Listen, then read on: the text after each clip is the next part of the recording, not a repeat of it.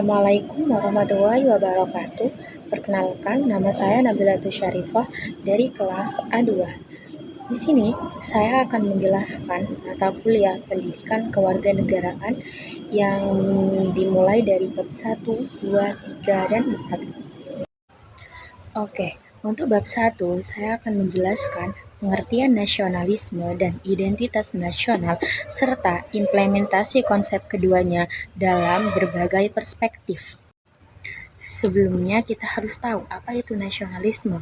Nasionalisme adalah ideologi yang menekankan rasa cinta dan kesetiaan terhadap negara kita. Ideologi ini mengutamakan kepentingan bangsa di atas kepentingan individu dan kepentingan kelompok. Sejarah perkembangan nasionalisme di Indonesia ditandai dengan beberapa peristiwa. Yang pertama, Budi Utomo.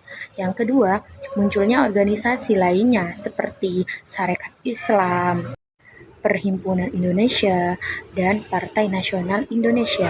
Yang ketiga, Proklamasi 17 Agustus 1945, dan yang keempat, lahirnya Pancasila. Oke, selanjutnya saya akan menjelaskan apa itu identitas nasional.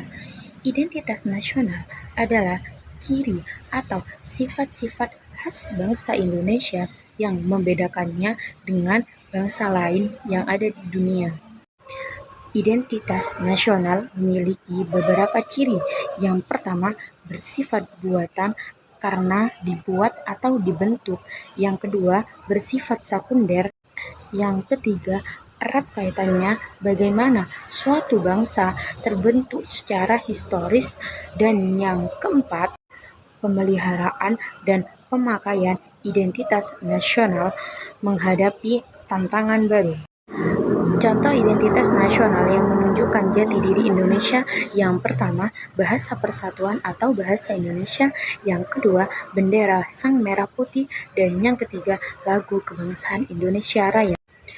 Kesimpulannya, nasionalisme adalah ideologi yang menekankan rasa cinta dan rasa kesetiaan terhadap negara.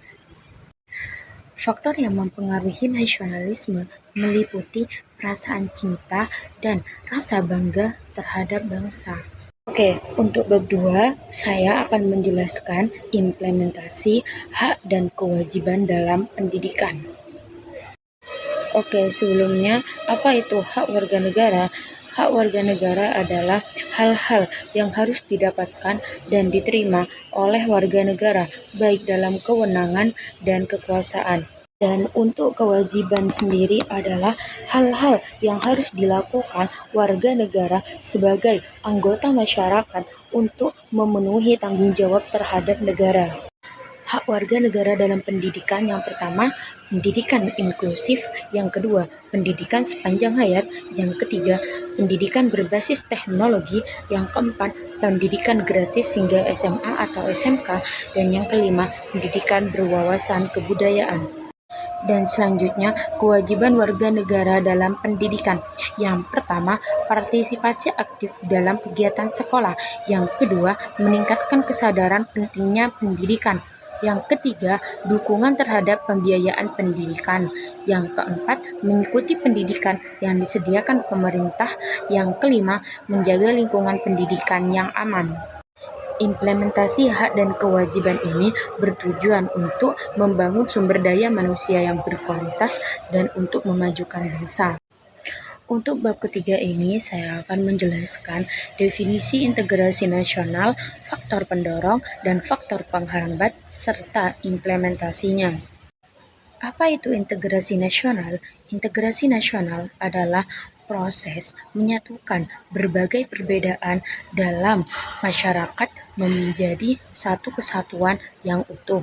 Syarat terbentuknya integrasi nasional: yang pertama, perlakuan persamaan hak bagi semua dan setiap warga negara; yang kedua, jaminan keadilan bagi semua dan setiap warga negara; yang ketiga, dukungan partisipasi masyarakat dalam proses penyelenggaraan negara; dan yang keempat, sikap keterbukaan yang dapat menumbuhkan saling pengertian, menghormati, dan kerjasama.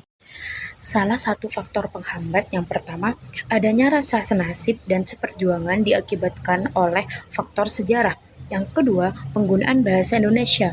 Dan yang ketiga, adanya tekad serta keinginan untuk bersatu di kalangan bangsa Indonesia. Dan untuk faktor pendorongnya, yang pertama, kurangnya toleransi antara kelompok dapat menghambat terbentuknya satu persatuan. Yang kedua, kurangnya kesadaran individu dalam masyarakat Indonesia. Dan yang ketiga, kurang penghargaan terhadap keberagaman yang ekstrim. Implementasinya sangat penting untuk menjaga keberagaman dan kesatuan. Cara menerapkan integrasi nasional yang pertama dengan cara pendidikan, yang kedua kebudayaan, yang ketiga politik, yang keempat ekonomi, kelima sosial. Untuk bab keempat adalah pengertian konstitusi serta implementasi konstitusi di Indonesia.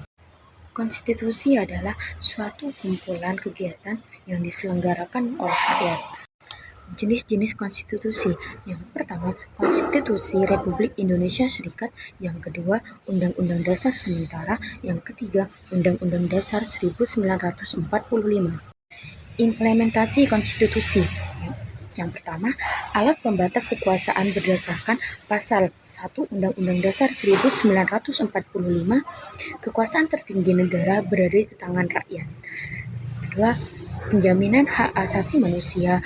Batang tumbuh Undang-Undang Dasar 1945 memuat tentang jaminan terhadap hak-hak dasar manusia dan warga negara.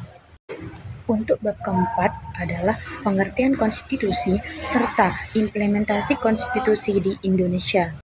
Konstitusi adalah suatu kumpulan kegiatan yang diselenggarakan oleh rakyat. Jenis-jenis konstitusi. Yang pertama, Konstitusi Republik Indonesia Serikat. Yang kedua, Undang-Undang Dasar Sementara. Yang ketiga, Undang-Undang Dasar 1945. Implementasi konstitusi. Yang pertama, alat pembatas kekuasaan berdasarkan pasal 1 Undang-Undang Dasar 1945, kekuasaan tertinggi negara berada di tangan rakyat.